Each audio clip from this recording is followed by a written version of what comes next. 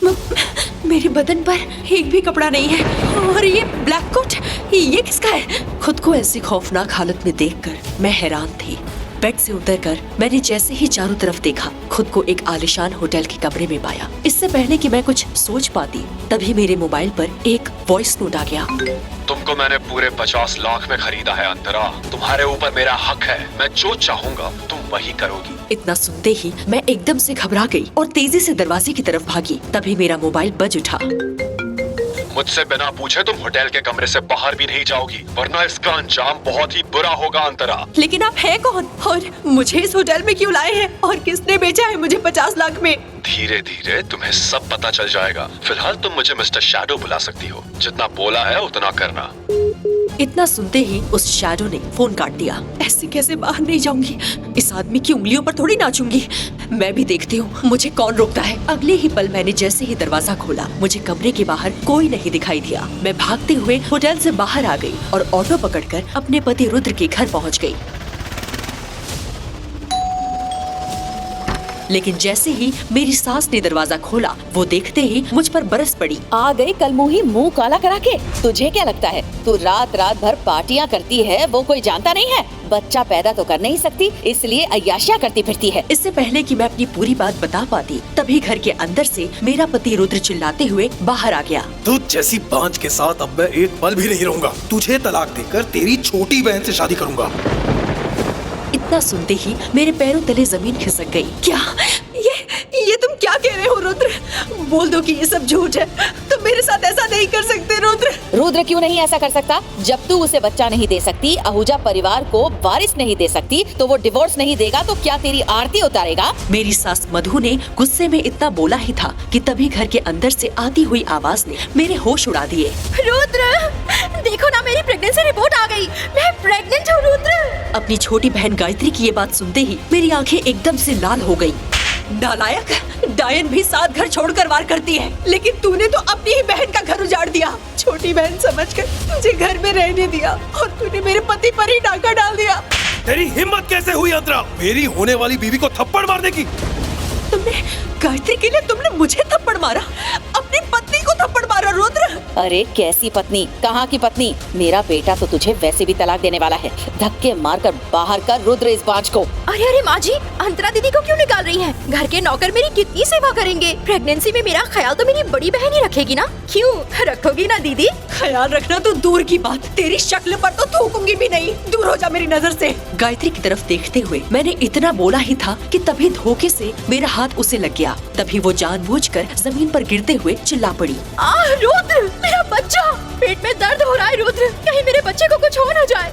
कमीनी, तेरी हिम्मत कैसे हुई मेरे घर के चिराग को नुकसान पहुंचाने की? अगर गायत्री के बच्चे को कुछ हो गया तो तुझे कच्चा खा जाऊंगी मैं। मम्मी, जल्द से घर के अंदर से मोबाइल लेकर आओ, एम्बुलेंस बुलानी पड़ेगी। बच्चे के साथ हम रिस्क नहीं ले सकते। इतना सुनते ही मेरी सास घर के अंदर चली गई। तभी गायत्री को संभालते हुए रुद्र बोल पड़ा। अगर मेरे बच्चे को कुछ हुआ अंतरा तो तुमको छोड़ूंगा नहीं और बात कर दूंगा। अभी तुम सही से जानती नहीं हो रुद्र आहूजा को।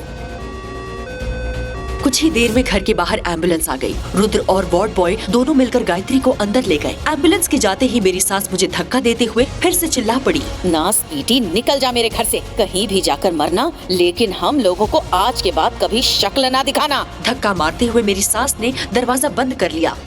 जमीन पर गिरने के कारण मेरे कपड़े गंदे हो गए थे। मेरे आंसू रुकने का नाम नहीं ले रहे थे। रोते रोते रुद्र के घर की तरफ देखते हुए मैं खुद से ही सवाल कर बैठी, क्या ये वही गायत्री है जिसकी पढ़ाई के लिए मैंने अपनी पढ़ाई बीच में छोड़ दी थी, जिसे विदेश में पढ़ाने के लिए मैंने दूसरों के घरों में नौकरानी की तरह काम किया। नौकरी ना लगने पर मैंने ही गायत्री को रुद्र की कंपनी में जॉब दिलवाई, उसे अपने ससुराल में रहने दिया। शायद मैं यही गलती कर गई, अपने ससुराल में अपनी बहन को नहीं अपनी सौतन को ले आई थी। पिछले 24 घंटों में मेरे साथ जो भी घटित हुआ उसे मैंने कभी सपने में भी नहीं सोचा था। मैं उस होटल से भाग जरूर आई थी, लेकिन मुझे अभी तक ये नहीं पता चला था कि मुझे 50 लाख में बेचा किसने था और खुद को मिस्टर शैडो बोलने वाला शख्स आखिर में कौन था। खुद में उलझी हुई धीरे धीरे चलते हुए मैं सड़क तक पहुंची ही थी कि तभी एक तेज स्पीड में चलती हुई कार मेरे सामने आकर खड़ी हो गई।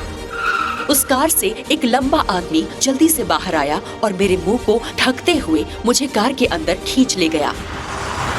कुछ देर बाद मैंने जैसे ही अपने मुंह से कपड़ा हटाया वैसे ही मैं एकदम से चौंक गई। मैं उसी आलीशान होटल के कमरे में खड़ी थी जहाँ से थोड़ी देर पहले भागी थी। इससे पहले कि मैं कुछ समझ पाती तभी मेरा फोन बज उठा। बिना पूछे तुमको बाहर जाने के लिए मना किया था अंतरा, फिर तुम अपने ससुराल क्यों गई? मैं तुम्हारी बात क्यों मानूं? आखिर आप मेरे हैं कौन और मुझे इस तरह किडनैप करके क्यों लाए हैं? तुम शायद भूल रही हो अंतरा कि मैंने तुमको पूरे 50 लाख में खरीदा है, इसीलिए मेरी बात मानना तुम्हारी मजबूरी है। और रही बात इस सवाल की मैं तुम्हारा कौन हूँ, तो मुझे अपना शुभचिंतक समझ लो। तुम्हारे ऊपर हुए एक एक अत्याचार का बदला लूंगा मैं। गायत्री और रुद्र ने आज जो भी तुम्हारे साथ किया उसकी सजा देकर रहूंगा मैं। इतना सुनते ही मैं हैरान हो गई। तुम ये सब कैसे जानते हो? मैं तो तुम्हारे बारे में बहुत कुछ जानता हूँ अंतरा। मैं तो ये भी जानता हूँ कि गायत्री और मधु ने मिलकर तुम्हारे ऊपर झूठा आरोप लगाया है कि तुम बांझ हो। उन दोनों ने तुम्हारी झूठी मेडिकल रिपोर्ट बनवाई और उसमें झूठ लिखवाया कि तुम्हारी फैलोपियन ट्यूब ब्लॉक्ड हो चुकी है। अगर यकीन ना हो तो ये वीडियो देख लो। इतना बोलते ही मिस्टर शैडो ने मेरे मोबाइल पर एक वीडियो भेज दिया जिसमें गायत्री और मेरी सास डॉक्टर को झूठी रिपोर्ट बनाने के लिए बोल रहे थे और उसके बदले में 50,000 रुपए दे रहे थे। इसका मतलब मैं बांझ नहीं हूँ। गायत्री ने रुद्र से शादी करने के लिए ही ये सारा षड्यंत्र रचा था और बांझ होने का मेरे ऊपर झूठा कलंक लगाया था। तभी मैंने वॉइस नोट भेजते हुए उस मिस्टर शैडो से पूछा, लेकिन आप हैं कौन? और अगर आप मेरे इतने ही शुभचिंतक हैं तो मेरे सामने क्यों नहीं आ रहे? मुझे नहीं पता तुम बर्दाश्त कर पाओगी या नहीं, लेकिन मैं तुम्हें अपना चेहरा अवश्य दिखाऊंगा। अपने कमरे का दरवाजा खोलो अंतरा, मैं तुमसे मिलने के लिए गेट पर ही खड़ा हूँ। इतना सुनते ही मैंने जैसे ही कमरे का दरवाजा खोला वैसे ही मैं एकदम से चिल्ला पड़ी। कौन था वो आदमी जिसे देखकर मैं चिल्ला पड़ी थी? मिस्टर शैडो मुझे किडनैप करके होटल क्यों ले आया था? क्या कोई पुराना रिश्ता था मिस्टर शैडो का मेरे साथ? मुझे 50 लाख रुपए में आखिर किसने बेचा था? मेरी इस पूरी कहानी को सुनने के लिए नीचे दिए गए इंस्टॉल बटन पर क्लिक करके आज ही फ्री में डाउनलोड कीजिए पॉकेट FM और सुने मिस्टर शैडो एक अनोखी प्रेम कथा बिल्कुल फ्री में, सिर्फ और सिर्फ आज के लिए।